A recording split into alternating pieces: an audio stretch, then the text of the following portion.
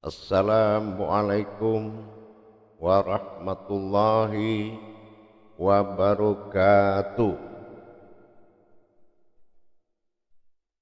Alhamdulillah, alhamdulillahi rabbil alamin. Assalatu wassalamu ala asrafil anbiya'i wal mursalin, Sayyidina wa maulana Muhammadin. Ashhadu an la ilaha illallah wa ashhadu anna Muhammadar Rasulullah. Allahumma salli ala Sayyidina Muhammad, Muhammadun musyabihil wal ikram, ya wal jalil wal ikram, wa tahirin wal mujahidina, amma ba'du, ibadullah wa ittaqullah. Bersyukur kita kehadirat Allah subhanahu wa ta'ala dengan mengucapkan alhamdulillahi rabbil alamin atas segala limpahan karunia rahmah dan hidayahnya, serta dengan izin dan ridhonya juga kita dapat menjalankan amanahnya, bertolabul ilmi, belajar menuntut ilmu. Tanpa ilmu tidak ada yang bisa dikerjakan kepada Allah. Allah memiliki titian kerahasiaan dengan tingkatan-tingkatan makom rahasia. Ini makanya membutuhkan ilmu.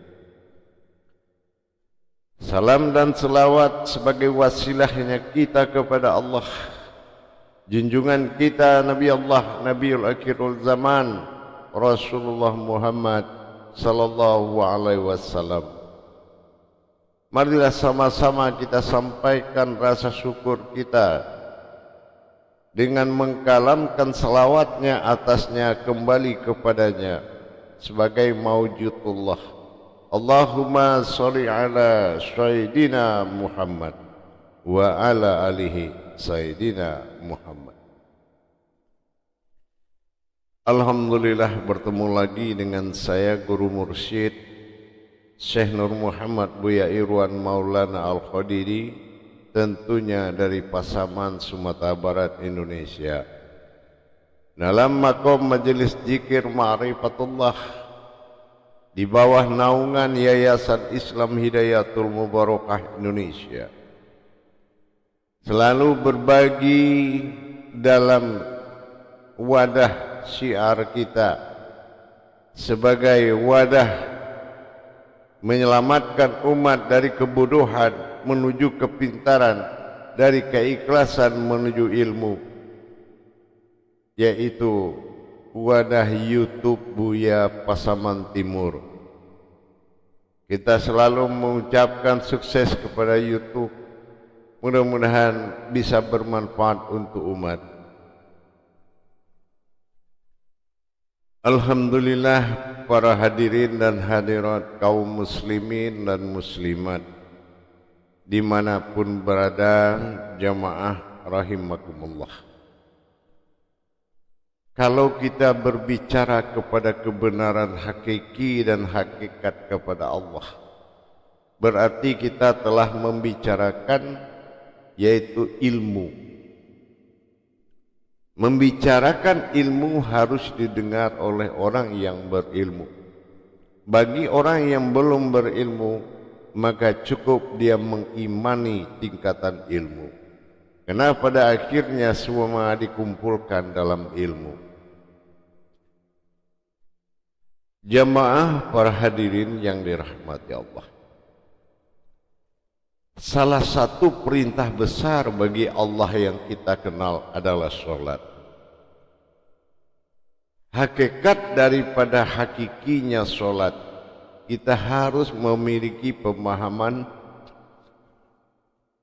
pengetahuan yang mutlak, bukan sesuatu yang didengar, tetapi sesuatu yang dialami dan dirasakan serta menikmati perjalanan itu. berbicara tentang kepribadian Tuhan disebut aku.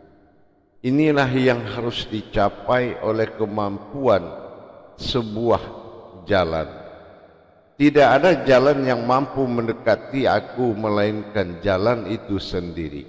Ini dalam arti kata, jangan kita mencari-cari jalan, tapi lebih baik menjadi jalan itu sendiri. Ihdinas siratal mustaqim. Bagaimana jalan Allah yang tersirat di dalam diri itulah yang mampu mencapai dengan dimensi diri kita sendiri.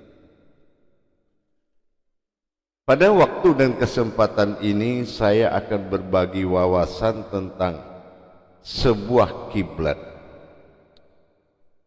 Memang di dalam syariat atau perbuatan zahir yang bersifat syarat, seseorang harus memalingkan jasadnya ke arah matahari terbenam yang disebut dengan maghrib.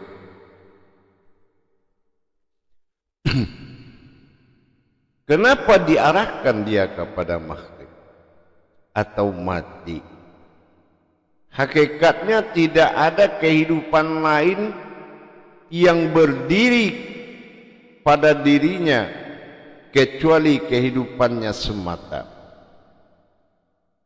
Tidak ada lagi yang hidup pada diri kecuali hidupnya semata. Dan tidak boleh yang ada pada dirinya bukan karena hidup dan karena mati, melainkan dia semata yang berbuat terhadap dirinya. Inilah kuasa Tuhan untuk Tuhan. Dalam hal ini, rahasia kiblat ini sangat menentukan apakah ada kiblat lain atau hanya arah saja, atau ada di balik itu. Mana kiblat yang tidak mengandung hidup dan mati, sementara masyriki wal maghribi itu adalah untuk kehidupan yang hidup dan mati, tepatnya pada sifat umat semesta alam. Tapi bagaimana fungsi daripada sebuah kiblat yang sebenarnya? Mana hakikinya kiblat yang hakikatnya menghadap kepada matahari terbenam? Inilah yang perlu kita pastikan. Banyak sungguh orang tanpa matahari terbenam dia mengarah di situlah dia menetapkan arah tanpa dia mengenal siapa yang ada pada kiblat itu. Kemana hakikat sebetulnya dia kerjakan? Kalau hanya menuju Tuhan, kenapa harus melihat kepada maghrib atau matahari terbenam? Di sini pelepasan hak dan yang batil harus kita pahami. Melepaskan hak dan yang batil yaitu mendirikan mati sebelum mati. Qabla mutu anta mutu. Jadikanlah peristiwa mati, maka matilah engkau. Ini yang dikatakan dengan mati sebelum mati. Tetapi di balik itu, setelah semuanya tiada, setelah semuanya mati, terus siapa yang tinggal? Dengan kita melipat tangan, haruslah ada yang hidup yang tak akan mati. Ini yang dikatakan sesuatu yang menyaksikan. Apa yang kita saksikan setelah semuanya mati? Adakah yang kita saksikan selain dari kita, selain dari diri sendiri? Titian mana yang bisa membawa kita kepada Tuhan? Titian mana yang bisa menghadapkan kita kepada Allah? Dan titian mana yang bisa membawa kita kepada akunya Allah?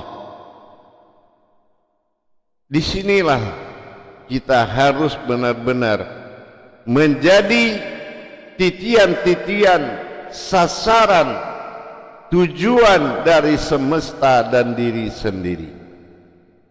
Tujuan dari semesta menjadikan Zahiru Rabbi, Allahu Rabbi, Tuhan sekalian alam. Ini adalah tujuan askar, titik temu antara Tuhan dengan umatnya, yaitu berdirinya sebuah wujud yang menjadi kiblat. Kiblat itu adalah zahiru fil batin. Bagaimana batin ini mencapai kiblat zahirnya Allah. Zahiru Rabbi wal batinu abdi. Disinilah munculnya suatu keputusan diri. Surganya Allah adalah orang yang menemui dirinya di sisi Allah.